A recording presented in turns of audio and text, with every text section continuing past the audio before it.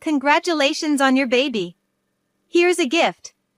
Even Lucy, who usually picks on me, gave me a present after I was discharged from the hospital after giving birth.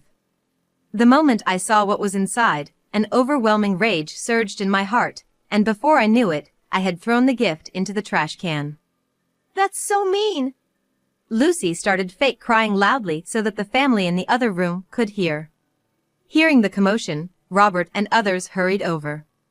What happened? In response to Robert's question, Lucy pleaded with a theatrical act to gain sympathy. Seems like Catherine didn't like the baby gift I gave her. Robert was shocked and said, You shouldn't throw it away right in front of her. Apologize to her now. I managed to utter with a trembling voice. Did you check what's inside? Picking the gift from the trash and opening the box, Robert was at a loss for words. It was evident how quickly the usually calm man became furious. Lucy, why would you give something like this? Depending on the situation, I might have to reconsider our relationship.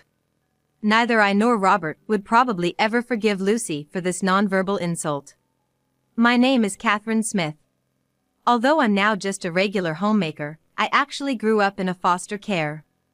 My parents left me just after I was born, disappearing from the hospital. I've heard that some foster cares can be bad, but the one I was raised in had no bullying, and I grew up with love from the caretakers there. Still, I've always longed for a typical family since childhood. I wanted to become a mother someday and build a happy home. That desire was probably stronger in me than in most. But what plunged me into despair was the words of a doctor I visited due to irregular periods when I was a high school student. You have an STD virus. I couldn't believe my ears.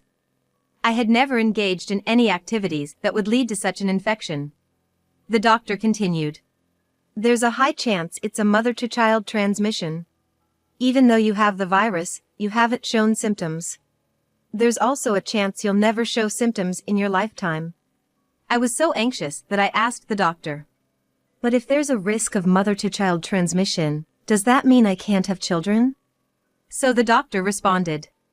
If you raise the child on formula instead of breast milk, the risk of mother-to-child transmission is greatly reduced. You don't have to give up on having children. I was relieved by the doctor's words, but I felt sad knowing that in many obstetric clinics, breastfeeding is recommended. I wanted to breastfeed my baby too. I began to think that no man would ever want to marry someone like me and start a family. In my despair, I completely gave up on the idea of romance. After graduating from high school, I got a job as a secretary and dedicated my evenings to study for improving my skills. I had locked away my desires for love and marriage deep inside my heart. Even when men showed interest in me, I couldn't bring myself to date them, thinking that marriage would be impossible anyway. A few years later, I met Robert at my workplace. He's a wonderful person who put me at ease just by being around. Robert's kindness slowly melted my guarded heart. When he asked me to start our relationship, I told him about being a carrier of an STD virus. But Robert said, as long as Catherine's with me, that's all that matters. If Catherine wants children, I want them too. Let's face this together. We eventually got married. When we visited his family to introduce ourselves, I confessed about the virus I carry. My mother-in-law was understanding and supportive. Robert chose you. I'm here to support. If you need help, don't hesitate to ask. However, Lucy, Robert's sister, was different. Lucy, who had a past relationship and breakup with a man who grew up in foster care, held a prejudice against those from similar backgrounds. Hence, she couldn't hide her hatred knowing that I grew up in foster care. Yet, Lucy was cunning. She never showed any hostility towards me in front of the family. In fact, she acted like the kindest sister-in-law one could ask for. In the family's living room, Lucy said to me, I always wanted a sister. I'm so glad. Let's have coffee and go shopping together. I can't wait to do it with you. Lucy's husband is a businessman, and Lucy is a stay-at-home wife living in a high-rise condo. They don't have children, and she's a fashionable lady adorned with expensive clothes and jewelry. I felt over the moon as if I had finally gained a real sister. Later, when I stood up to use the restroom, Lucy was like, "I'll show you the way." And we both left the living room. It was right after that when Lucy changed completely. Her face, which was gentle until then, turned totally different and she looked at me with fierce eyes. Why on earth did someone like you, coming out from an orphanage, become part of our family? How did you manage to get close to Robert? You've got some nerve. I was taken aback, feeling like a bucket of cold water had been thrown on me, too stunned to even respond. After getting married, Robert and I rented a house near his parents' place and started visiting them several times a month for meals. My mother-in-law is as calm and kind as Robert, and we've established a good relationship. Meeting her became one of the joys of my life. However, I always felt down whenever Lucy happened to visit on the same day. Lucy continued to intimidate me only when we were alone. She had countless petty criticisms, like how I did the housework or how my fashion sense was outdated. In front of the family, she'd always put on the facade of a shining, kind sister-in-law. This discrepancy tore at me, leaving me unsure how to deal with my feelings. Robert only knew Lucy's gentle and beautiful side and always talked highly of her whenever they met. To my mother-in-law, Lucy, with her beauty and education, seemed to be the pride and joy. I yearned for the warm family atmosphere that was present there. I felt included when both my mother-in-law and Robert were around. If I could just endure it, everything would be fine. That's what I kept telling myself. Because of me, Lucy turned into a devil. I couldn't disrupt this warm family environment. So, I couldn't even tell Robert, the person I trust the most, about the hurtful things Lucy said to me. When I became pregnant, Lucy's bullying became even more intense.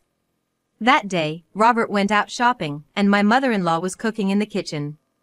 I was told to sit and rest due to my pregnancy, but I wanted to strengthen my muscles for childbirth, so I asked if I could clean the living room floor.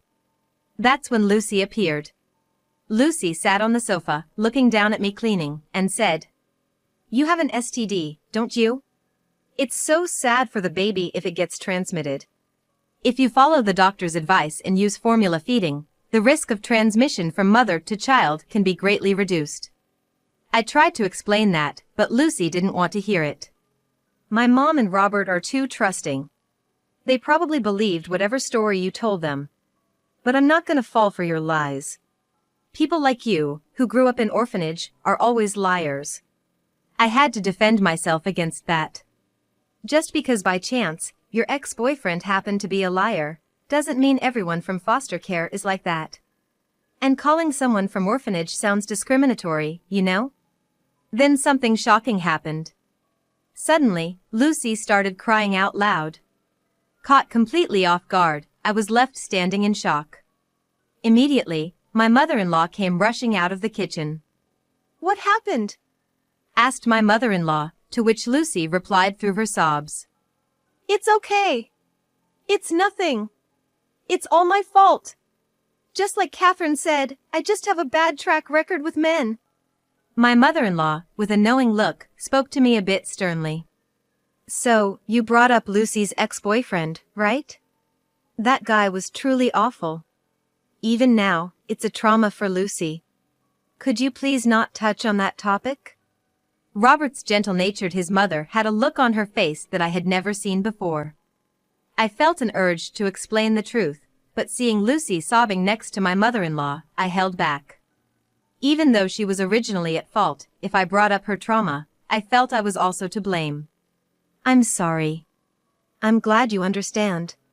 Catherine didn't know after all. I know that Catherine wouldn't intentionally hurt Lucy." With that, my mother-in-law returned to the kitchen. But then, Lucy, who was just sobbing a moment ago, smirked at me. "You see what happens when you go against me? I have the upper hand in this house." I felt a mix of fear and anger that left me speechless. But right now, there wasn't much I could do but clench my fists. When Robert returned from the store and heard about what happened, he seemed to sense something was off. After returning from my in-laws' home, Robert asked me, "I just can't believe that someone as considerate as you would say something so insensitive to Lucy. What really happened?" Are you holding back something? I swallowed hard, holding back the words on the tip of my tongue. If I exposed Lucy's bullying now, Robert would probably believe me. But I wonder about my mother-in-law. If a daughter and daughter-in-law's stories conflict, wouldn't a mother naturally believe her daughter? It might strain my relationship with my mother-in-law, and Robert might get troubled too. I was afraid of ruining the good relationship I currently had with my mother-in-law. No, really, it was my bad. I overstepped. I feel really bad for what I did to Lucy. Robert was like, well, as long as you are fine. Looking at me with concern but didn't press the matter further. It seemed like he sensed there was something I was hiding, but he respected my choice to stay silent. I felt really blessed to have such a wonderful husband and wanted to cherish this happiness. A few months later, I had a scheduled C-section, and our baby was born. A cute little boy. Robert and I were both moved to tears. Because of hospital rules, only the husband was allowed to visit. So, my mother-in-law met her first grandchild when I was discharged. My mother-in-law came to pick us up in her car. He's so adorable. He looks just like Robert when he was a baby. But he has your eyes, Catherine. He's gonna be a heartbreaker. After being discharged, I stayed at my in-laws' place. My mother-in-law was like, you just focus on the baby. Don't worry about anything else. She took care of all the other household chores. Given that I couldn't return to my own family for postnatal care, my mother-in-law seemed like an angel to me. But then, the woman who would throw me back into hell arrived at the house. Needless to say, it was Lucy. That day, Lucy brought her husband home with her. Lucy's husband, Tom, being a businessman, was tall and seemed very assertive, and he looked perfect next to the beautiful Lucy. However, he didn't smile once, which was a bit off-putting. Surrounding our baby and me at the dining table were my mother-in-law, Lucy, Robert, and Tom. That day, we were gonna enjoy a feast that my mother-in-law had put her heart and soul into. Lucy, with a big smile, handed me a large gift box. Here, a gift to celebrate the birth. It was from a luxury baby store, way out of my price range. Lucy looked a bit embarrassed as she said, I'm not sure about my taste, and I'm kinda shy. Can you open it in the next room and tell me what you think, just between us? Wow, trust Lucy to think of everything. Thank you. If it's from you, it's gotta be good. Robert cheered. I had a bad feeling, but I didn't want to ruin the mood, so I put on a smile and thanked her. Thank you, Lucy.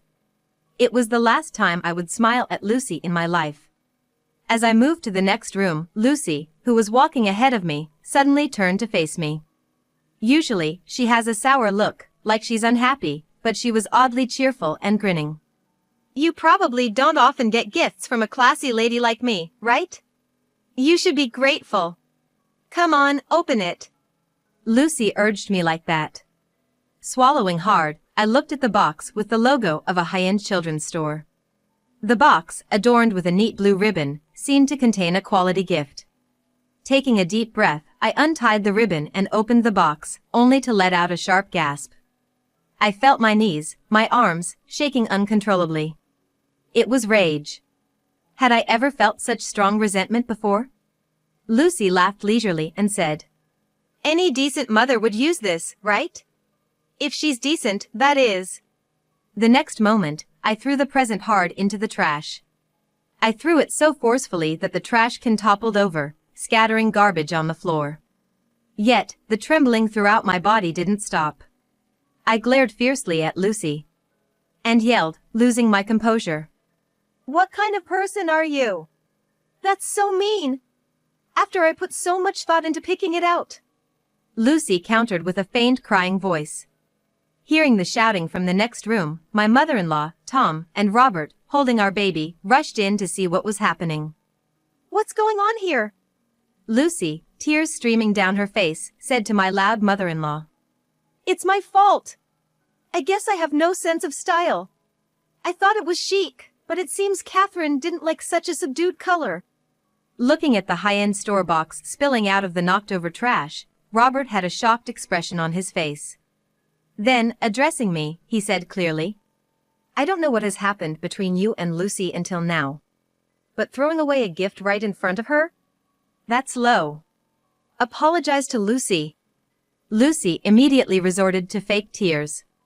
It's okay, I should have asked Catherine about her preferences before choosing. They say new moms can be emotionally unstable.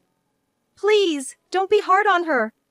Lucy, you're too nice, Robert remarked, genuinely moved by Lucy's words. He then turned to me with a lecturing tone. Catherine, she's saying this for your sake. Let's cool down and apologize together later. Unable to hold back anymore, I mustered a voice. Did you check the contents properly? What? Robert glanced at the trash can, puzzled. He slowly approached it and began to stack the protruding gift boxes. Just then, Lucy cried out in panic and was like, "No!" Trying to cover her tracks, she hastily explained. "The gift I gave Catherine was so poorly received. I'm too embarrassed to show it. Just give it back, and I'll take it home." Lucy tried to snatch the box, but Robert was faster than her to it and opened the present. The next moment, the expressions of every adult in the room froze. What's this? From my angle, all I could see was the back of Robert's ear and neck. I could tell that the back of his ear and neck were turning bright red in no time. Lucy, can you explain this? What's going on? It was the first and last time I ever heard the mild-mannered Robert raise his voice. This is something a mother would typically use, you know. My mother-in-law cast a stern look at Lucy, who was still feigning tears. Lucy, you knew Catherine wasn't breastfeeding, right? You were there when Catherine explained it. So why would you give this as a baby gift? My mother-in-law then spread out the contents of the box for all to see. It was a high-end charcoal-colored nursing cover. This isn't about the color or the design, Robert said, glaring at Lucy as if she were gum stuck to the bottom of his shoe. Hey Lucy. You knew how self-conscious Catherine was about not breastfeeding. You were the one who told her that it doesn't matter whether she breastfeeds or formula feeds. So why did you gift something that targets her insecurities? My mother-in-law looked at Lucy in disbelief. Lucy, have you been harassing Catherine like this on several occasions? Upon hearing these words from my mother-in-law, Robert looked startled. Come to think of it, that day when you cried recently must have been because of something like this. I had a hunch something happened but never confronted it. Catherine, have you been constantly harassed by Lucy? I thought about revealing everything Lucy had done to me right then and there. I must have endured so much pain and hardship all this time. I probably shed tears when no one was looking. But, overwhelmed by emotion, I couldn't find the right words and could only nod in agreement. My mother-in-law, with a tone firmer than usual, declared, I don't want to see your face anymore. Leave now and you don't need to visit this house again. Lucy's lips curled into a smirk while she continued her fake crying. She shot me a triumphant glance for a split second and then quickly resumed her act. Come on, Mom, Catherine's a new mother. If you abandon her, what's gonna happen to the baby? I've seen news about single moms struggling. For the baby's sake, please bear with it. Please forgive Catherine. With tears in her eyes, Lucy appealed, but my mother-in-law shot her a cold look. I wasn't speaking to Catherine. I was speaking to you. Please leave now. Then, Lucy forgot to fake her tears and her eyes widened in shock. Suddenly, her face turned serious and she blurted out in a frantic voice. Huh? Mom, what are you saying? You're choosing this bad wife over me? My mother-in-law, with a somber look, responded. I thought you were my pride and joy. Educated, beautiful, kind-hearted. I had no idea you had such a malicious side. I'm ashamed I didn't notice sooner. I don't want to see you anymore. Please stay away from this house for a while. Flustered, Lucy turned to Robert and was like, Don't you think she's being too harsh? But Robert, even angrier than my mother-in-law, retorted to her. Do you even understand what you've done? Not a single apology, huh? I've made up my mind. I'm cutting ties with you. I won't see you ever again. After slamming this decision on Lucy, Robert turned to me and apologized. I knew you had problems, Catherine. I thought it wasn't my place to intervene, and as a result, I made you suffer. I failed as a husband. Please forgive me. Then my mother-in-law also apologized to me. I was blinded by my love for my daughter. Even back then, I should have known that someone as considerate and hardworking as Catherine wouldn't say those things to Lucy. I regret not realizing it sooner. I'm truly sorry. They both genuinely understood my unspeakable feelings. On top of that, they've accepted me. I was so happy about that, I couldn't help but shed tears. Please don't be sorry. I've always been grateful for your kindness. Suddenly, Lucy, looking irritated, interrupted. She must have realized her act wasn't working anymore. Hey! What's this, playing happy families? There's a woman here who's not part of the family, right? You're seriously gonna believe her and kick me out? So Robert and Catherine gave Lucy a cold look and simultaneously said, Lucy, you're still here? I thought you had left. When are you leaving? Lucy, shaking with anger, shouted at Tom, was like, Enough! I don't know these people. Tom, let's go! And began walking towards the door. Tom, who had been silently watching the whole scene, finally spoke. You finally showed your true colors. I've made up my mind. Lucy, let's get a divorce. Wait a minute, Tom, what are you talking about? Tom calmly replied to Lucy, who had turned pale and was freaking out. I've been getting complaints from the neighbors. They say that an obsessive fan's wife is causing trouble. Lucy, who lives in an upscale condo, apparently invites the neighborhood ladies for home parties. After forming a close-knit group, she'd select the most passive person and together with the group, they would ignore or gossip about that person. Tom initially didn't take these complaints seriously. He couldn't believe his wife would do such things. But one day, he witnessed the exclusion firsthand. I've told you to stop it many times. But you always play dumb and eventually start crying, so we can't have a proper conversation. You always act like the perfect wife in front of me, which made it hard for me to decide, but this is the last straw. Tom apologized to us. I'm sorry for ruining this special day. Given the circumstances, I'll be leaving. With that, he walked towards the entrance. Lucy, in a state of hysteria, chased after him. If Tom left her, Lucy would lose her wealth, status, and reputation. Out of the blue, you're talking about divorce? What am I supposed to do now? After everything I've done for you, you're just gonna dump me? You heartless jerk! You monster! As I listened to Lucy's fading angry shouts, a feeling of exhilaration began to spread in my heart. It felt as if the fog that had always clouded my mind suddenly cleared, revealing a vast blue sky. For a while after that, Lucy kept trying to contact my mother-in-law and Robert through calls and emails. Insisting she wasn't in the wrong, they decided to completely ignore her. Then, I started receiving long resentful emails from her. But I wasn't scared of Lucy anymore. I briefly reported to Robert and promptly added Lucy's email address to the spam folder. It seems Lucy got a good scolding from Robert. As time went on, Lucy stopped reaching out to my mother-in-law and Robert. Half a year later, I stumbled upon an ad on a website for a luxury condo unit that Lucy used to live in. Rumor has it that Lucy and Tom did indeed divorce. Lucy put up quite a fight, but it later came out that she had been unfaithful, leading Tom to leave her and finalize the divorce. A year later, a moving truck arrived at the mother-in-law's house, which had undergone extensive renovations. Robert and I began unboxing and storing the items brought in. From today, our family is gonna live with my mother-in-law for real.